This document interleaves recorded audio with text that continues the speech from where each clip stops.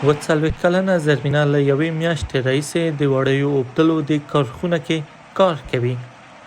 د فراه ولایت دغه اوسیدونکي د 6 ماشومانو مور ده. وایي خاوند یې سپین ږیری دی او د کار توان نه لري. 12 نفر په وچه ډوډۍ موږ ولاړ په موږ پسې رسېږي. 2.5 زره باندې سرای کرایه ده. دغه مخامخ چې پیدا کړو تر کرایې او تر دغه وچو وړو نه تېرېږي.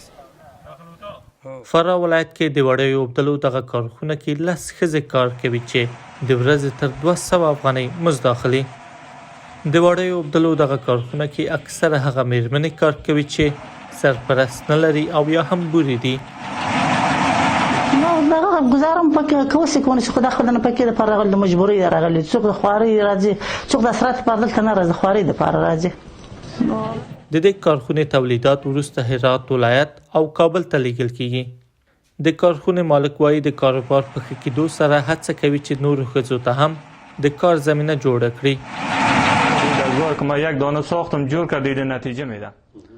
کله مې چې یوه دستګاه واخیسته ومې لیدل چې کار یې ښه دی نو بیا مې 10 دستګاوې واخیستې.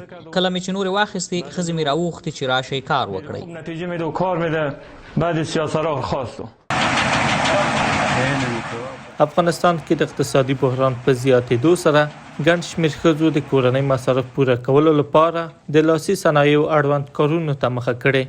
ملګرو ملتونو په خپل تازه راپور کې ویلي چې د افغانستان له کابو 40 میلیون نفوس څخه روان 2023 کال کې به 28 میلیونه افغانان د خوراکي توکو مرستو ته اړتیا ولري.